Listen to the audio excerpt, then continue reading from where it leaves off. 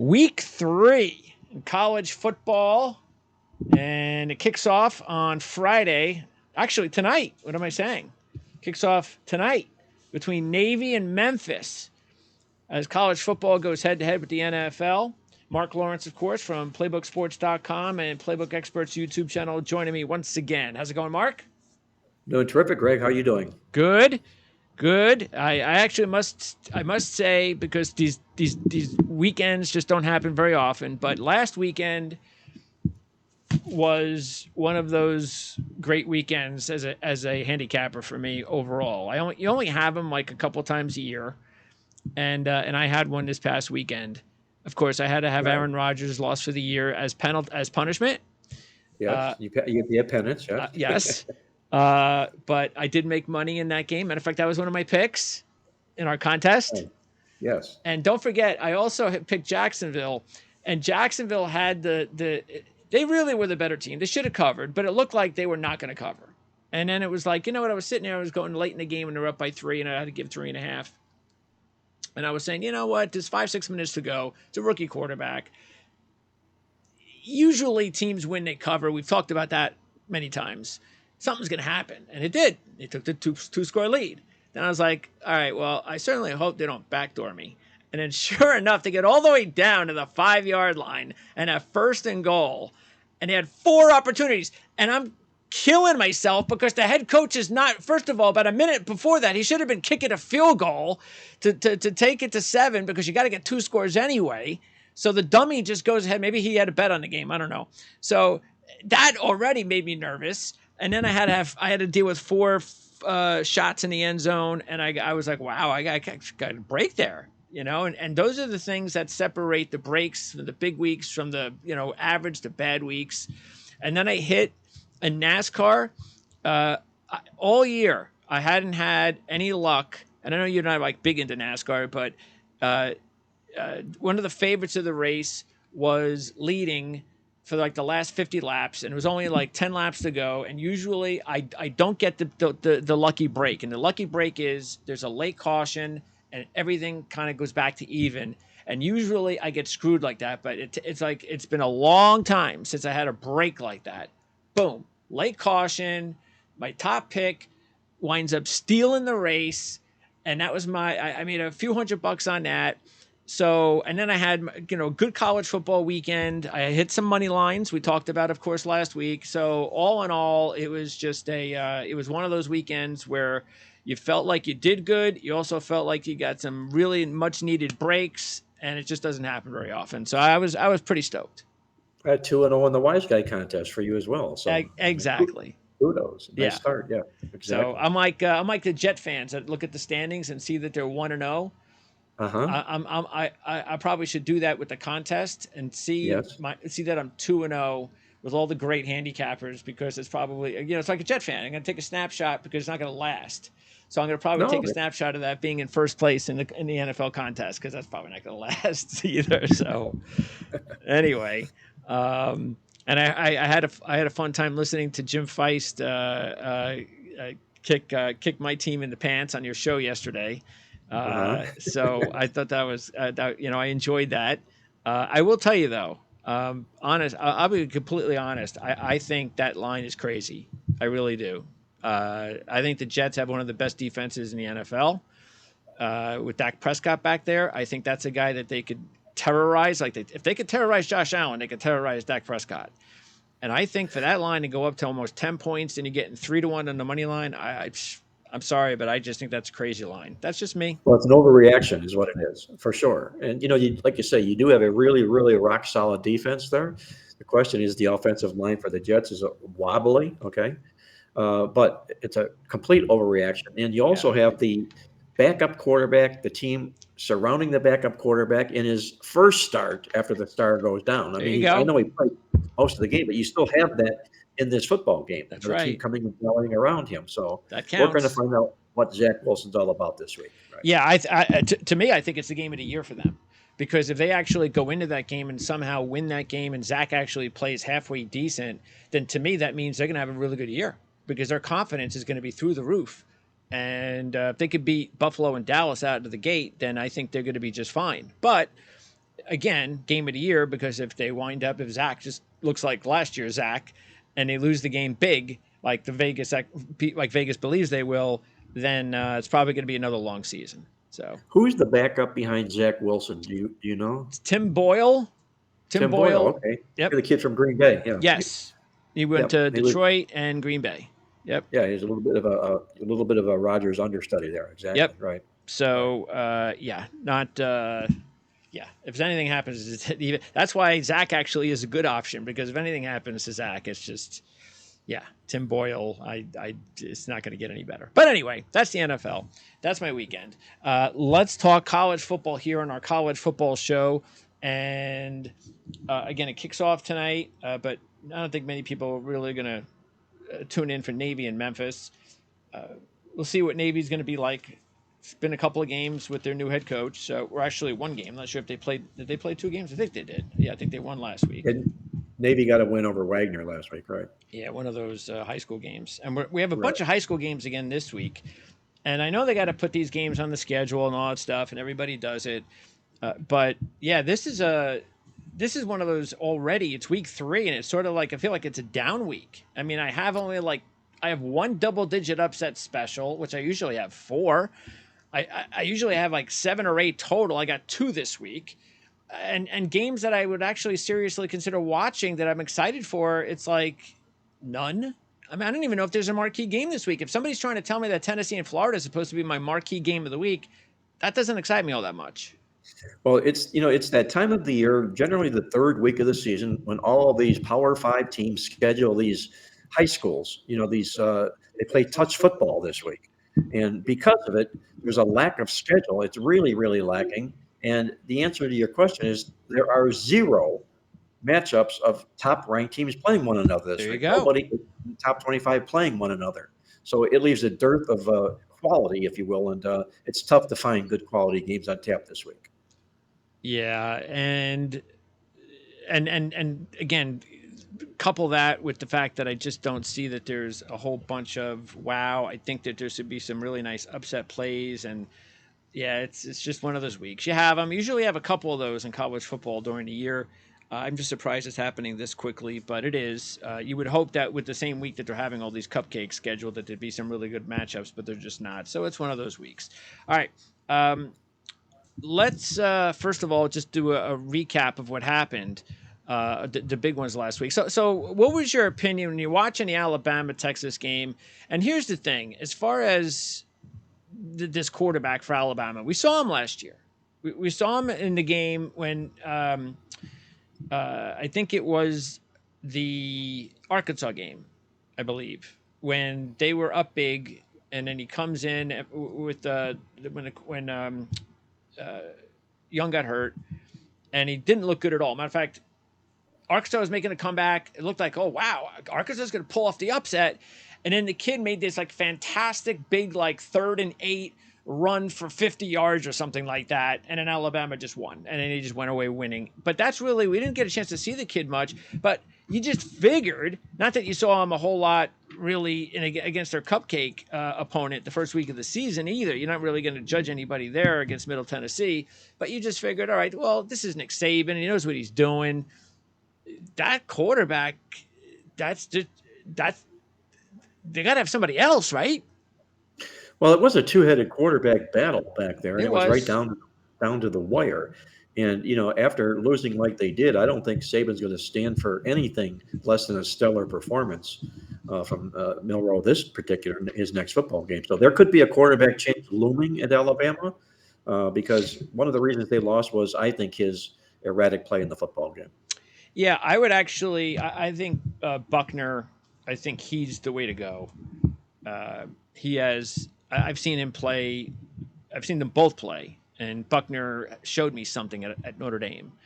Nothing great, but I don't think Alabama. They've had decent quarterbacks, and they've survived.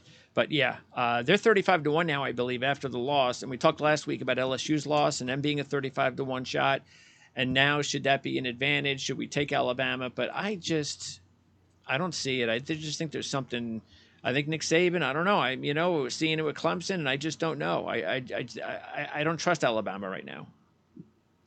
Well, no, nobody's going to feel comfortable after watching that performance last week, feeling comfortable about backing this football team. But I will say this, just like LSU, we talked about being a value play, so too at Alabama, Yeah. uh, in the sense that are they going to lose two regular season games this year? They could. Will that be enough to get him in the playoff? Probably not. But they could also go undefeated the rest of the football season. And, if they're playing in the Southeast Conference Championship game, you'll rue the day when you had a chance to get him at 35-1 and didn't do it. Yeah, a very good point indeed. Taking a look at the overall stats this past week, Milrow, he had a couple of picks, so he didn't really do much. He didn't even really do much on the ground either. And is there an update at all as far as whether, Buckner has an injury issue or not? Because I'm not sure Not a why he one. didn't play last week. I think Saban wanted to see Milrow Give him the work his way chance. out of the quicksand. Okay. Exactly right. And if he'd have done that, that'd have been a confidence booster, builder, and everything moving forward. But Okay. unfortunately, it didn't happen. All right. So Texas. Do you now? We just. It's hard to trust Steve Sarkisian, but he gets the big win. This is the biggest win he's ever had, ever. So how when you watch Texas play, did you go, wow, they're better than I thought? Well, I think the quarterback is better than I thought. He played a really, really good football game. Showed his talent, and the reason why he's a five-star recruit. Yep. And so, there's some reason to like that football program right now, but I'm still not a Steve Sarkisian fan. And, unless he continues to keep putting his foot on the pedal, putting the pressure on, I'm going to end up being a doubter instead of a believer. But maybe perhaps one of these days when when he's in the college football playoff, I might become a believer. But Yeah.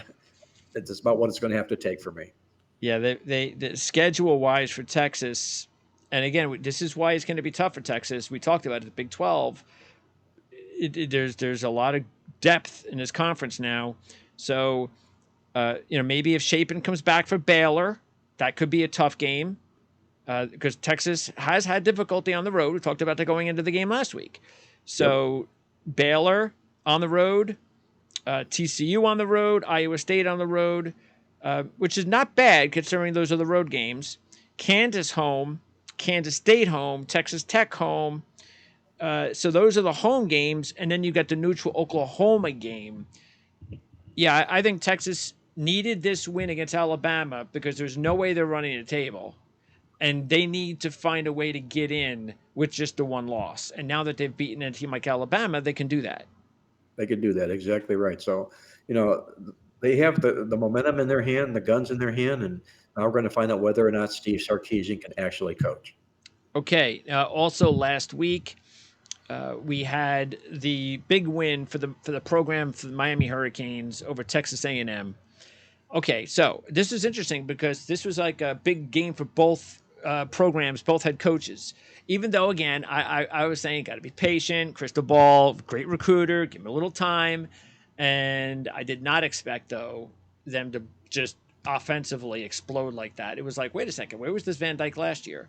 But speaking with Gary Furman this week, who covers the Hurricanes for Kane Sport, talked about how it was not only the injuries that hurt him last year, but the scheme, the coordinator. Josh Gaddis, who was a Broyles Award winner from Michigan, was a terrible hire. It was a terrible fit. And it just did not work. And so, out. And so they switch coordinators. Van Dyke gets healthy. And now he's the quarterback that we thought we were going to see last year.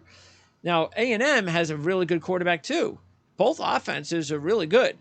But that's the thing I just don't know about. Now, Miami's got some good defenders. Kinchin's, by the way, who got hurt. The good news is she's okay. Who knows? Maybe we'll see him in time in the next several weeks. They have a bye coming up. No reason to rush them. They've got a couple of good defenders, including those two safeties.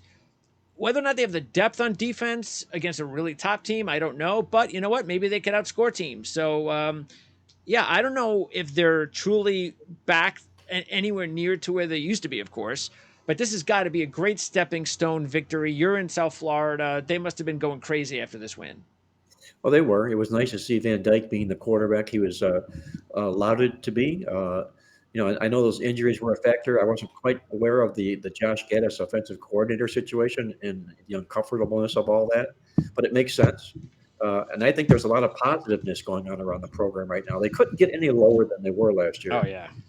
yeah. We called out 1-10 to the spread. My goodness, I mean, two. But things are going to get better after you're 1-10, especially when you bring a ton. They have, I think, 19 starters coming back from last year. So this football team's going to make some noise in the ACC, and I wouldn't be surprised if they're knocking on the door and playing in that ACC championship game. Yeah, definitely. That is a definite possibility. If you look at it, they get Clemson at home. They do have a tough stretch though, on as far as road games are concerned. They have to go to North Carolina, and maybe that's when Kitchens comes back. If they don't rush him, that'll be a huge game, of course, going up against Drake May. Matter of fact, back-to-back weeks against North Carolina and Clemson. That's going to be tough. Then Yes. then the end of the season, they end with 3 out of 4 on the road, including back-to-back road games against NC State and then FSU. So look, they're not running the table either. But that North Carolina game, I think that's the one. I think if they can win that game, they could put themselves in a position. Because again, this is what we're talking about. We're trying to talk about crazy playoff things, even though there's only 4 of them this year. But if they can win that game, then they do set themselves in a position, beating an SEC school like Texas A&M, that if then they can go into that Florida State game. If they lose it, okay, they can run the table after that, play the championship game, maybe against FSU again, who knows? And they win that, then maybe you're talking about a playoff team. So I know I'm getting maybe a little ahead of myself, but I think the talent and the coaching is there, that this team is definitely ahead of schedule after being so behind last season. I agree. I think they're a team to watch. They deservedly are in the top 25 right now, and I think they're going to continue to keep moving forward. It depends upon how they fare in those last 4 football games, and they play 3 of the 4 on the road. Oh, let's talk about Jimbo Fisher on the other side. Because, look, this does not surprise me that this is not working out. He has been buying players. And when you buy players, as much as that program has the past year and a half, 2 years, it's like every sport that we know of, in major league sport that we know of, when you buy a lot of players, free agents, it doesn't usually work, because you're not to say that these guys aren't trying to play, but I think there's a chemistry issue. I think there is an issue where you are just buying talented 5-star guys, and some of those guys just aren't really good fits. And I think this is a bad sign. And I don't know, maybe it's the coach. Maybe they fire Jimbo Fisher, they continue to buy players, and the new coach will come in and take advantage of all that talent, but something's wrong. Yeah, there's obviously something wrong going on there. And, when you buy players, all you're doing is running a headache, is all you're doing. The locker room is just filled and crammed with egos. And, everybody thinks that they're as good or better than everybody else is in the locker room. And it's not a cohesive locker room. They don't play as a unit. I think that's what he's suffering from and learning right now. The number one recruiting job in college football 2 years ago, but it's not paying off because the chemistry is just not there. And I don't know if Jimbo Fisher is the guy that can patch it up either, because I don't think he won. He didn't outfox or outcoach a lot of teams in the past. He had some players that were better than the other teams, but right now he's kind of overloaded with, like you say, too much 5-star player, too many 5-star players that he brought in here because he paid them to get here. I wonder if all of a sudden in the next week or two we're going to hear, well, there was something that happened about 2 years ago with Jimbo Fisher, some sexual harassment that we're just hearing about now, and like what's going on at Michigan State. It's like everybody's saying they want to get rid of the coach, so all of a sudden the news comes out about this. They're whole saving this for the time they need to get rid of his contract, because they're paying, as we all know, Jimbo Fisher a lot of money. And a lot of money. yeah, so I don't think they just want to fire him. I think if they're going to get rid of him, they're going to try to figure out a way to get rid of him without having to pay him. Yep. Not that they exactly will, right. But yeah, I don't think he survives. I don't think there's any way Jimbo Fisher survives into the next season if they lose like 3 or 4 games this year. Well, if there's a scandal happening at A&M, it'll be the A&M regions that'll undercover it, like you say, to get out of that contract. Yeah. More than anything else. So, we'll see what happens. It was a ridiculous amount of money that they paid him, brought him in there for. I don't think he really ever had truly the credentials, but, I don't want to end up saying I told you so, like a lot of other people will say I told you so, but It's just not working at Texas A&M. That's the whole bottom line. Pac-12, another good week. Baylor, Big 12 versus Pac-12. Baylor at home. Looks like they were going to beat Utah. This is the thing about college football injuries, because I stopped a couple of years ago. I used to follow injuries a lot like the NFL, and it's important to follow the injuries. And you can't ever tell. They just don't ever tell you. You don't know. All the signs were pointing to Rising starting last week. I don't know. And then you put Yep. the game on, and there's no Cameron Rising. Yep. Go figure, I mean, if you knew Cam Rising wasn't going to play in the game, anybody who bet Utah would have been like, oh, I want my money back. I better go back into live betting and get my money back. And they were very fortunate to come back and win that football game. Baylor just could not put them away because with Shapen out, their backup and their situation was just a lot worse. At least Utah has a running game, and they were able to kind of use that to their advantage. And their backup made a couple of plays that the Baylor backup just couldn't make. Well, that was the thing going into the football game. Baylor was a really, really nice setup play, situational play, with Utah coming off that really tough win the first week when they were undermanned, and Rising supposed to be coming back here. It looked like a kind of a flat spot here for Utah in a sense, and Baylor off that tough loss at home off a home loss. But Baylor was really beat up for this football game as well. And, with Shapen not being there, I had to back out of the play, and I was regretting it the whole game all along, watching every score up until the very end. So, credit to Kyle Whittingham. Some way, somehow, he pulled a rabbit out of the hat again last week. Yep. So, and then you had Oregon over Texas Tech, and that game was one of those games that, as the game was going on at halftime, third quarter, you just felt, it's going to go back and forth, and it sure did. But Oregon was able to make a couple of big plays late on defense that Texas Tech was not able to make, and that was that. I mean, Shuck, the former quarterback of Oregon, just did not make the plays that he needed to late. Bo Nix was mistake-free pretty much, and like I said, I think it was important for Oregon's defense to come up big, and they did. And wow, Texas Tech, even though they're 0-2, they still have a very bright future with McGuire at head coach. They sure do. There's another play that I regretted not making. I liked Texas Tech pretty well in the game, and again was commiserating over the fact I didn't use them, watching them winning the game, and then they had, just like Oregon, just like Utah, pulling away in the end like they did. Kudos to the Pac-12. My goodness, there were some very impressive wins that they picked up last week in situations that you thought they might not have done, but. I got to give them a tip of the hat. Dan Lanning, Oregon, they got the job done. A real tough venue against Texas Tech. And let's continue with the Pac-12 because Washington State, how about another win over Wisconsin? That was one of my single-digit upset plays last week. And again, Washington State just was able to stop their run. And Wisconsin could not run the football. And their passing game just is not up to par. It's going to take a time for them with the new scheme and everything. And they had 3 fumbles.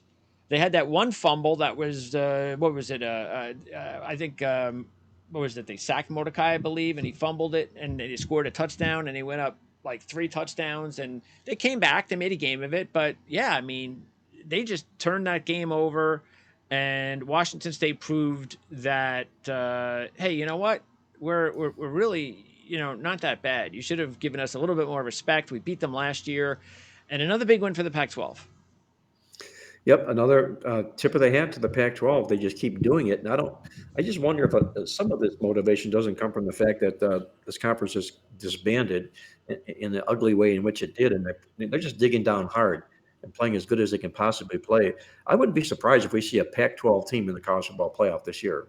Yep. Obviously, Southern Cal, the leader, but we've still got some other pretty good football teams in that conference here: Oregon, Washington, even Utah. So keep an eye out for the Pac-12. I think they might land a spot in the playoff this year. And you know what? I'm really impressed in how good this Dante Moore kid looks for UCLA as a true freshman. I know he's a 5-star. But Chip Kelly just does not, still to this point, get enough credit.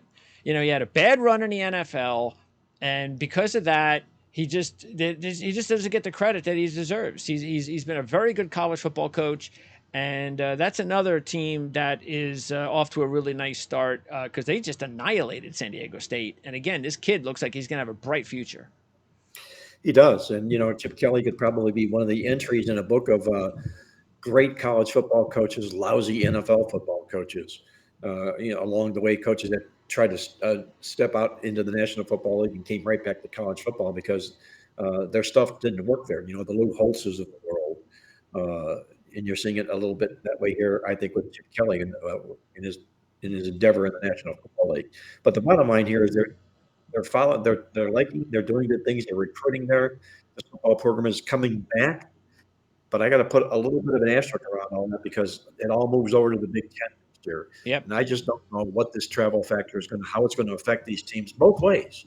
Yep. The Pac-12 going east and the East going out to the west, so it'll be interesting to see. Like most people in the country, I'm not a fan of it at all about these big mergers, these oversized mergers they're having, but it'll be interesting to see.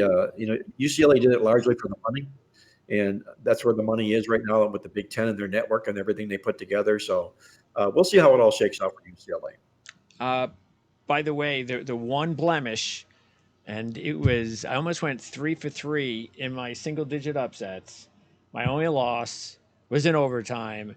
And I thought I was finally going to get Arizona pulling the upset. And they still haven't been able to do it yet with Jed Fish, but they're getting so close. And I really thought they were going to pull that out. I thought they came back and they made it a game. They were down a couple scores early, and I just thought they were going to do it. But then there was they got this one big play in overtime for Mississippi State, and that's really what sealed the deal. Of course, overtime is overtime. You never know what's going to happen. But I thought that was it. So that was the one blemish for the Pac-12. But again, that was a 10-point dog going to overtime at an SEC team, and they still almost pulled that out. So even though they lost, that was another good impression for the Pac-12. Yeah, there's some good things happening going on in the Pac-12 right now. Another instance, as you just mentioned there, Arizona is a football team that a lot of people might want to diss, but I'm with you. I think Jed Fish is going to get the best out of this football program here. And you look at their body of work so far this year, they've won the yards in both of their football games by an average of 171 yards a game. Wow. Yep, that stuff's going to turn in their favor. Yes. Especially when they go up against a named school that people aren't going to give them much of a chance in. That's probably likely where they're going to pull the upset. Yeah, well, they host Washington on September 30th. Then they travel to USC the week after. Maybe they get a win one of those 2 weeks. So they also get Oregon State and Utah at home. So they get 3 of their really tough games at home. I'm not saying Arizona is going to compete with the big dogs, but I'm just saying they're going to win at least 1, if not 2 games that you're not supposed to. I think this is a good year for them. So we'll keep an eye on Arizona. And you know what? Cal, that was another game that I had. It came through as a 4-star. I'm glad I didn't bet the upset special because they threw that game away. I mean, I'm not sure if you had an opportunity to see it. It was late, but they had like 2 or 3 missed field goals. They had a big turn of events early in the game where the player for Cal intercepted the ball, and it was a deflection off of the receiver for Auburn, and the official thought that the receiver for Auburn was out of bounds, so he blew the whistle, which nobody does anymore. They always let you run the play because you're supposed to. The defender for Cal runs into the end zone, scores, but, well, we blew the whistle, sorry, and Cal wound up with, a field goal instead of a touchdown. So they had the ball like 3 times, I think, inside like the red zone and couldn't score touchdowns. They just could not take advantage of all the opportunities they had. And finally, Auburn scored late to win the football game. So Cal actually just shot themselves in the foot, or else they would have won that football game. But again, just one of those things where the Pac-12 should have came out ahead, but it wasn't as bad as a loss as it might have seemed because they were the better team. Yeah, they were the better team. They should have won the football game and didn't. And had they done that, we'd be celebrating the Pac-12 and what they did last week and what they've done so far this year. We're still giving them kudos. Yes. That would have been a big feather in their cap for California to knock down Auburn for sure. And by the way, we haven't even talked about Oregon State yet, and we will by the end of the month because they have the big host. They host Utah at the end of the month as their first big game of the year, and we know how good Oregon State is. We're going to talk about Washington also in just a little bit. Let's talk about a few things here before we do get into the games this week. I want to take a look. First of all, we talked already about some of these futures, so let's go ahead and pop up the futures. These are the bargain futures, and I've added a couple of teams from last week. I added Utah 90-1. I added Tennessee at 40-1, and I added Washington at 35-1.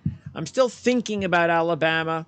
I might put them in there at some point because I don't think that those odds are going to drop that much at all because Alabama is still a little bit away before.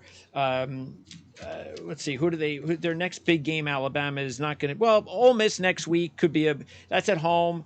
So if you're going to make the call, I might have to do that next week. But anyway, those are the new teams that I added to my list: Washington, Tennessee, and Utah. Well, I'm not going to be a Tennessee backer at all. Yeah, because they could lose this week. They sure could lose this week. I mean, they've struggled mightily in the swamp in the past. Yep. And Joe Milton, I mean, I just picked it up here this morning. He's completed less than 50% of his passes in both of these first two football games. I know. Against weak sisters, you with me? Yep. So what does he do against a Power 5 defense here? And too many hurdles for Tennessee to get past in that conference. I would focus in on those two Pac-12 teams you just mentioned. Yep. How about the three? How about you just go Pac-12 and go Oregon, Washington, Utah? We can even throw Oregon State in there at 100-1. Well, there you go. If you get one of those four in there, it's a jackpot. Yep. Yep. So, exactly. Yep. So those are the futures. We'll throw in some of the Heisman players. I haven't added anybody, but just the same list. Matter of fact, Blake Corum, for some reason, his odds have gone up. So if you haven't already taken advantage of it, he's 50-1. And Jalen Daniels went from 100-1 to 80-1. And you still have the two Colorado players in there. Matter of fact, Travis Hunter went from 25-1 to 35-1. Not sure why, but okay. And of course, Colorado had another win and an easy win this time over Nebraska. Were you surprised that they won easily against Nebraska? I was. Afterwards, I vowed I'm going to let Colorado lose before I try to beat them. Yeah. And what I also did was examined Matt Rule's record in college football when he's gone in and resurrected these football programs. He's really, really stunk it up in the first year at each of those programs. I mean, big time bad. Okay. Yes. So why are we going to bring this team out of a coma right now? That's right.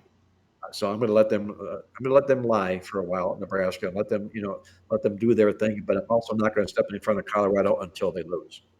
By the way, Chris Piro, and as far as one of the comments we had from last week's show, Chris is actually a first cousin, and I haven't seen Chris since I grew up in New Jersey for about 35 years, I guess now. But Chris is a Nebraska fan. No idea how he became a Nebraska fan, but hey, you know what? It happens. People say, how the hell did you become a Montreal Expo fan and a Vancouver Canucks fan? So I'm not going to criticize anyone. Anyway, Chris said, Huskers killed me last week. We need smash mouth old school Nebraska today. Great chance to get my program back with a huge win in Boulder. Now, this is what he said coming into last week. And I wanted to preface that because after that, because I basically was communicating with him through the comments about, you're being too much of a homer. They're not ready. He kind of felt positive about last year's team. And anyway, he came back with love the show. I look forward every week for your perspective.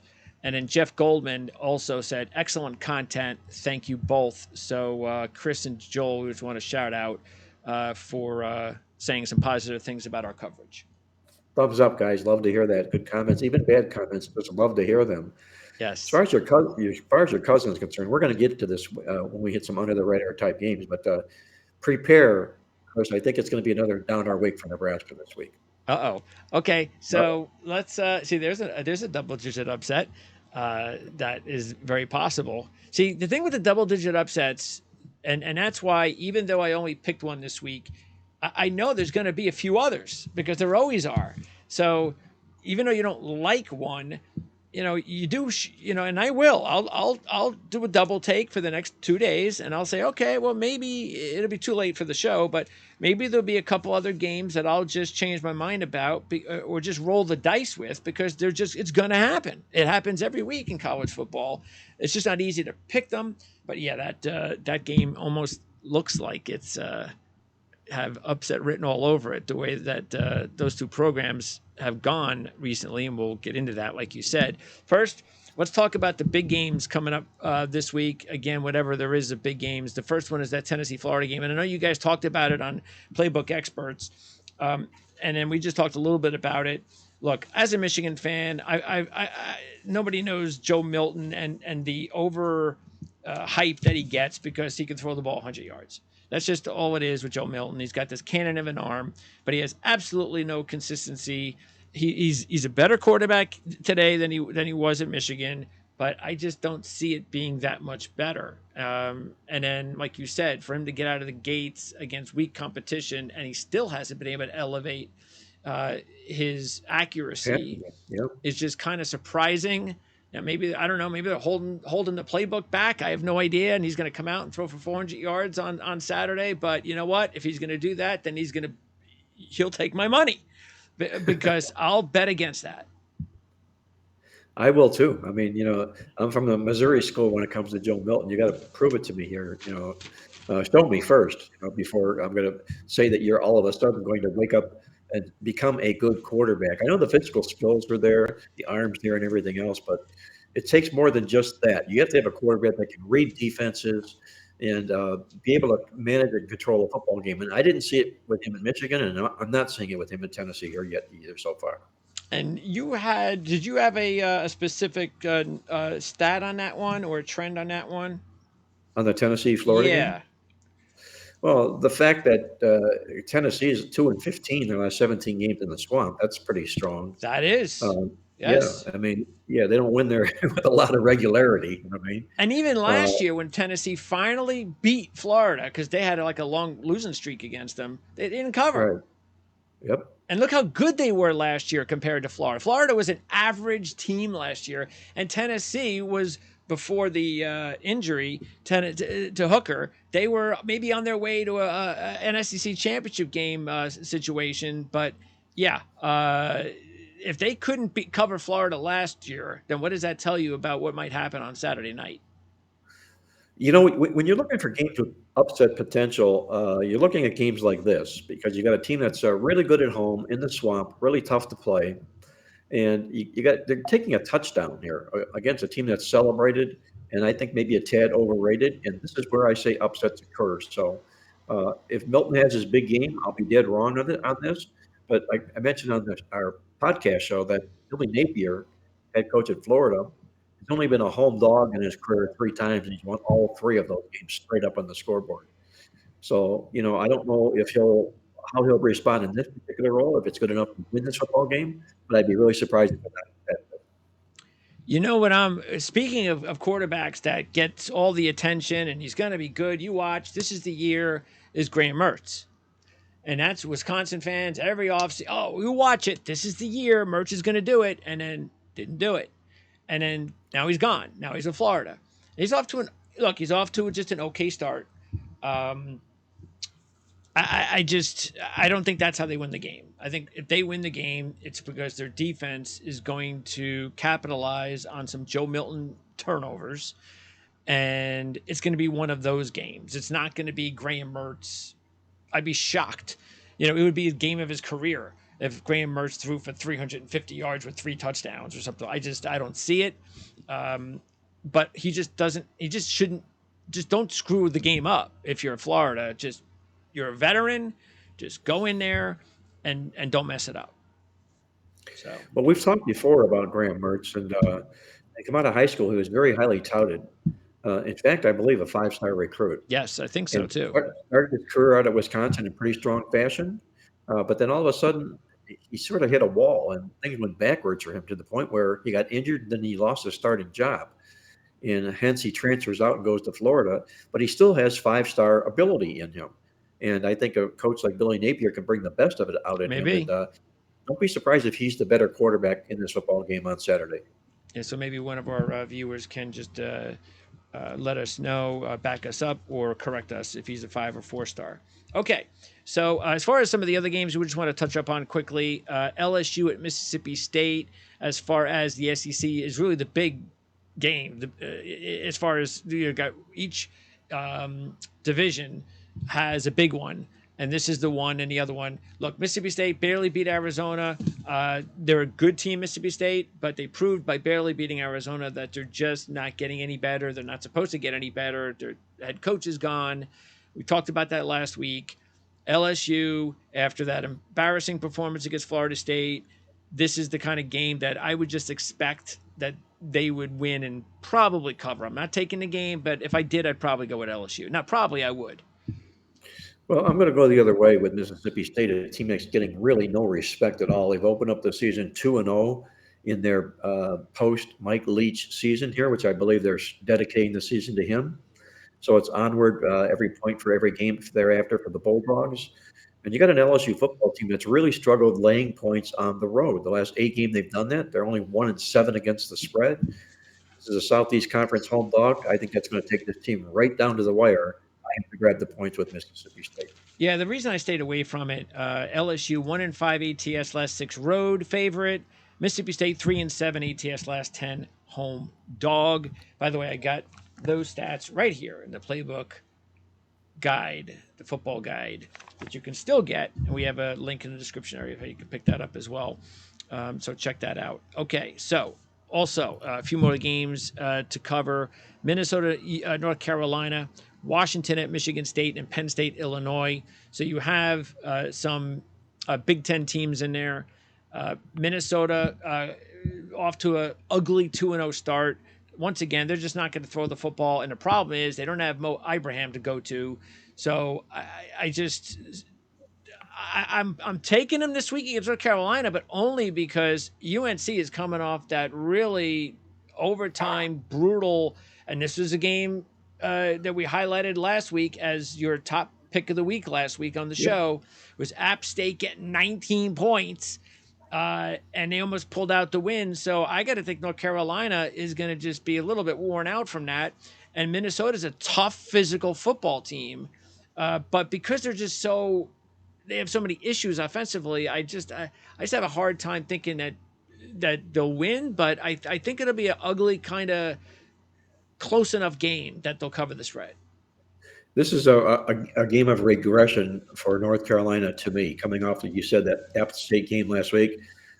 They've had a pretty tough tussle to begin the football season this year. They love putting up points. They don't play really good defense. And this is the kind of a game where they could play down to Minnesota's level. I'd love to be able to say I'm backing Minnesota because of all these good attributes that Minnesota's bringing to the game. Yeah. But it's not. No. It's more a play against North Carolina than anything. And I think the points become attractive for what they are. Minnesota 9-3 the last 12 as a road dog. Washington, Michigan State. I decided to skip the game because I don't know what I'm going to get out of Michigan State with the coaching situation this week. I have no idea how the players are going to react. I also don't like the fact that Washington has not been good in the spot lately. They're 1-5 ATS last 6 as a road favorite. We know they're a better team than Michigan State. We just talked about how good the Pac-12 has played. So if I was taking the game, I'm definitely taking Washington because I almost did. But it's a lot of points to give up, and that's the thing that just kind of scared me. Also, like I said, Washington on the road, just a little, they're different. They're not like they are at home. But yeah, there's just too much uncertainty in there for me. The uncertainty to me is this. Number one, you don't know how well the players like Mel Tucker. Are they going to come in his defense? That's right. And if they do, my goodness, we might see an upset. If it's the other way around where they didn't really dig him and, they don't could care less. Blowout. But you got a future Big Ten matchup here. Washington joining the Big Ten next year. Yeah. Playing Michigan State. So we get a little bit of a preview in that sense. And I'm a big Washington fan. I love Kalen DeBoer. But there's too many points for me to have to get interested in here. Just if the game's in the touchdown range, I may be looking at Washington, but I can't lay doubles here. Okay, now I'm gonna. Well, actually, yeah. Let's go into the under the radar games, and there they are. So I'm gonna put them out on the screen. So out of these games, these under, I think we have about 10 of them. One of them is in there. Is that NIU Nebraska game? Um, if you had to pick one game to watch, which one would it be? From a fan viewing Fan standpoint, viewing, yes, just fan viewing. well, it wouldn't be Nebraska. Okay, sorry. Yeah, that's a different thing. Fan viewing Yeah, or wagering? Yeah, that's a different yeah. thing. I, Yeah. I I would say from a fan viewing standpoint, I would opt for Kansas State, Missouri. I think you got an upset in the making here. Missouri just Oh. waiting in the wings here on this Kansas State football team. Was very good, Oh. unquestionably. But you've got a Missouri football team here. This becomes a season maker for Elijah Drinkwitz. And you're talking about a home dog here, close to a touchdown home underdog in a case like this. Kansas State's got their Big 12 opener coming up next week here. This is a nice spot. Again, we talk about spots where upsets can occur. This is the kind of a case of that. You're going to see Missouri in a bowl game this season. And Kansas State is getting all this love and attention, deservedly so, but all this affection sometimes can be too much against a hungry home dog, which I think Missouri is in the game. Well, you definitely want to stay away from my 5 stars right now because I had Alabama last week and lost. And after what Mark just said, you want to stay away because there is my 5 star this week, Kansas State. So yeah. So and look, the reason is definitely simple for me as far as taking them, and that is the fact that the odds have gone down. So people are taking Missouri in this one. And I just think they're being disrespected. Kansas State. We know we both loved them last year. I still love them this year. I know they've lost some talent, no question, including Deuce Vaughn. But I think their defense is better than advertised. They still have that quarterback that is playing fantastic, and it's only a yeah, and it's only a 3 point spread. That's to me that's showing no respect because they're the Big 12 champs. Like if this is Texas, this is like what a 14 point spread, but it's Kansas State. They're getting no respect. That's the reason I'm taking them as my 5 star. But after losing last week, I definitely would not recommend anybody to listen to me regarding the 5 stars at this point. So there you go. Let me clarify this. I did play Missouri early on. The first number come out, and I took 6. Oh, So, six. Okay. yeah, this number did get beat down. And Yeah. at 3, it's probably no value in that standpoint. But at 6, I would have talked up a good case for them, but it's not there right now. Yeah, because I would have I don't know where I would have put him. I had him maybe as a 3 star, but then I saw the 3, and it went to a 5. I was like, forget it. I basically almost have to win the game now, and I'll do it. That's a team that I'll risk a few extra bucks. Okay, let's go into.